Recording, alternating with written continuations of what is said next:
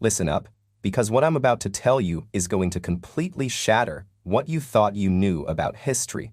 There are people you've heard about your entire life, figures that show up in textbooks, documentaries, movies, even casual conversation, and you've always assumed they were real human beings who actually walked the earth.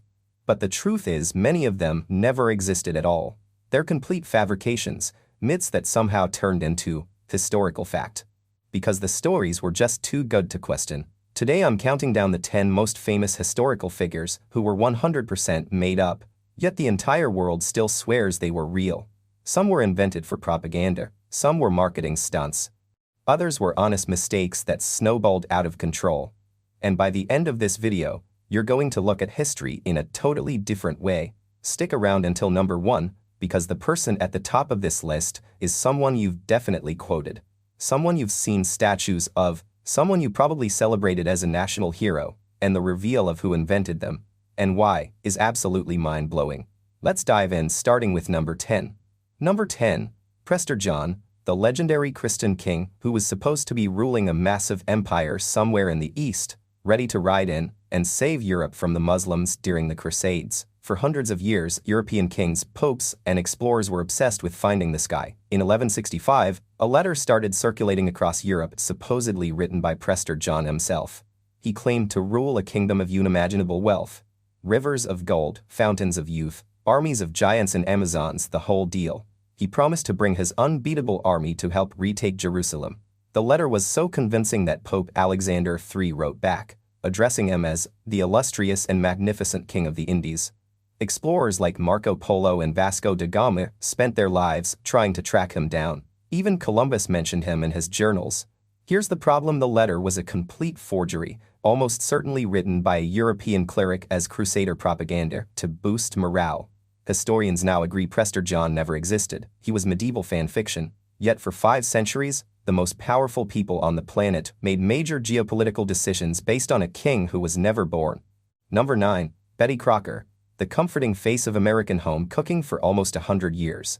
You've seen her picture on cake mixes, cookbooks, even TV commercials. She had her own radio show in the 1920s, wrote personal letters to housewives, and became the second most recognizable woman in America after Eleanor Roosevelt. Except Betty Crocker was never a real person. She was invented in 1921 by the Washburn-Crosby Company, later General Mills, as a friendly signature to answer customer baking questions. The name, Betty, was chosen because it sounded warm and wholesome, and Crocker honored a retired company director.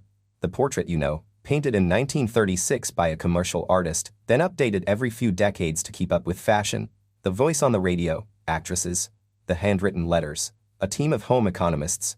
Betty Crocker was the original corporate influencer, and one of the most successful marketing characters ever created. She still has a Facebook page with millions of followers, a fictional woman who outlived most real celebrities.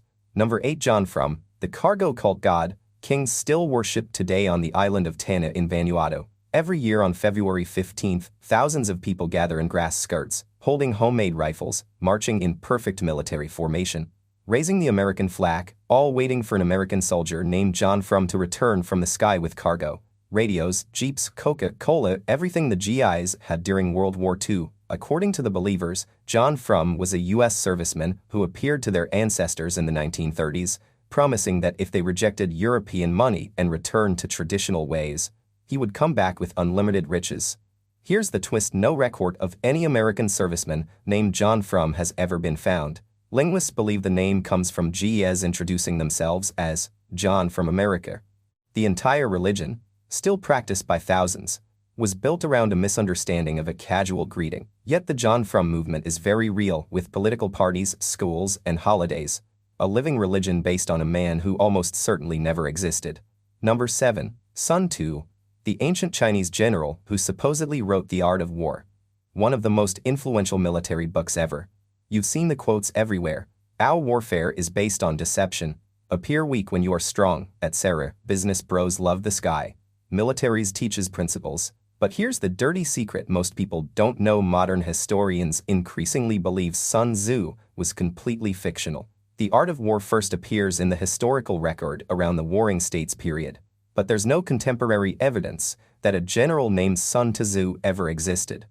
The stories about him, like cutting off the heads of the king's concubines to prove discipline, are almost certainly legends added centuries later. Many scholars now think Sun Tzu was a pen name or a composite character created to give the text authority, kind of like how Publius was used for the Federalist Papers. The buck is real, the strategies are brilliant, but the why's all general with the perfect beard, probably made up. Number 6. Rosie the Riveter, the iconic, "we can do it" woman with the red bandana who supposedly inspired millions of American women to join the workforce during World War II. You've seen the poster a million times. It's the symbol of feminism, girl power, wartime sacrifice. Except the woman in that famous poster was never named Rosie, never worked in a factory, and the image wasn't even popular during the war. Poster was created by J. Howard Miller in 1943 for Westinghouse Electric as an internal morale booster. It was displayed for only 2 weeks and then forgot. The real Rosie came from a completely different 1942 song about a woman named Rosie who worked in a factory. The two images got merged in the 1980s when feminists rediscovered the poster. The actual women the myth was based on, like Rose Monroe who riveted B-24 bombers, never looked like the poster. The muscular, determined woman was a commercial artist's imagination. She was fiction that became feminist fact. Number 5. William Tell, the Swiss folk hero who shot an apple off his son's head with a crossbow to defy Austrian tyranny. Every Swiss kid grows up with this story. It's the founding myth of Swiss independence. There are statues, plays, an overture by Rossini. But historians have known for over 100 years that William Tell almost certainly never existed. The story is nearly identical to a Norse saga from the 1100s about a Viking named Egil who shoots an apple off his son's head. That story itself copies an even older Danish tale. The Swiss version only appears in writing in the late 1400s, hundreds of years after it supposedly happened, and there's zero contemporary evidence. It was propaganda created to unite the Swiss cantons against Habsburg rule, and it worked so well that even today most Swiss people believe it's true. Number 4. King Arthur, the once and future King of Camelot, Knights of the Round Table, Excalibur, Merlin, the whole package. For centuries, people genuinely believed Arthur was a real 5th, 6th century British warlord who held back the Saxon invasion. Historians searched for Camelot, excavated sites, wrote massive tomes trying to prove he existed. The current academic consensus: Arthur almost certainly never existed as a single historical person. The earliest mentions come hundreds of years after he supposedly lived, and the stories grow more elaborate with every retelling. Most scholars now think Arthur was either a composite of several warlords or a complete fiction invented in the Middle Ages to give the British a heroic past. Yet the myth is so powerful that even today, people still claim to have found the real Camelot or Excalibur. A king who never ruled anything continues to rule our imagination. Number 3. Robin Hood, the noble outlaw who robbed from the rich, gave to the poor, lived in Sherwood Forest with his merry men. Every movie, every TV show, every children's book treats Robin Hood as real history. But the earliest ballads from the 1300s, 1400s describe dozens of different outlaws named Robin, Rovin, Rob Hood, or Hob Hod, basically a generic name for any bandit. There's no single historical figure that matches the legend. The robbing from the rich part wasn't added until the 1500s. The merry men made merry in Friar Tuck, all later additions. Historians believe Robin Hood started as folklore about the chaos of medieval forest law, then grew into a wish-fulfillment fantasy for oppressed peasants. He's the perfect hero because he's whoever we need him to be. And that's exactly why he could never have been real. Number 2. Pocahontas, the beautiful native princess who fell in love with John Smith, saved his life, and helped bring peace between natives and settlers. Disney made her a household name, but the real story is far darker and mostly fiction. The actual Pocahontas' real name Matoaka was about 10-12 years old when John Smith arrived. There's no romance in the historical record. Smith's original accounts never mention her saving him. That story only appears years later when he needed to sell books. The famous saving scene was almost certainly invented by Smith or exaggerated from a misunderstood adoption ritual. She was later kidnapped by the English, converted to Christianity, renamed Rebecca, married John Rolfe, not Smith, and paraded around England as proof that natives could be civilized. She died at 21, probably of disease. The noble, love-struck princess who bridged two worlds, a myth created to justify colonization. And now, the number 1 historical figure who never existed, but everyone thinks was real: Paul Bunyan and his big blue ox babe. Wait. No, that's too obvious. It's actually Uncle Sam, that tall, White bearded man in the top hat pointing at you saying, "I want YOU for US Army," the literal embodiment of the United States government. Except Uncle Sam started as a joke. During the War of 1812, a meatpacker named Samuel Wilson supplied barrels of beef to the army. The barrels were stamped, US. Soldiers started joking that the initials stood for Uncle Sam, Wilson. The nickname caught on as slang for the federal government. Then, in the late 1800s, cartoonists like Thomas Nast turned Uncle Sam into the tall, bearded figure we know. The famous pointing poster from World War I was modeled after British recruiter Lord Kitchener.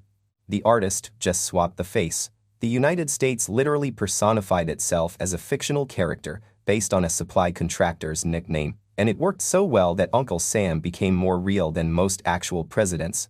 But here's the craziest part: the U.S. Congress officially recognized Samuel Wilson as the real Uncle Sam in 1961. They passed a resolution proclaiming the meat packer the origin of the national personification, even though the image has nothing to do with him. So the most iconic symbol of America is based on a man who never asked to be a symbol, wearing clothes he never wore, drawn by artists who never met him. And that's the list. 10 people everyone thinks walked the earth, but never did. Some were propaganda, some were marketing, some were just stories that got out of control. The scary thing, history is full of more of them. Figures you probably still believe in today that might not survive another century of scholarship. So next time someone says history is written by the victors, remember sometimes history is written by liars, dreamers, and ad agencies, and we're the ones who keep the myths alive. Which one of these shocked you the most? Drop it in the comments. And if you want to see the real historical figures who are even crazier than the myths, smash subscribe. Because the next video is going to blow your mind. Thanks for watching. See you in the next one.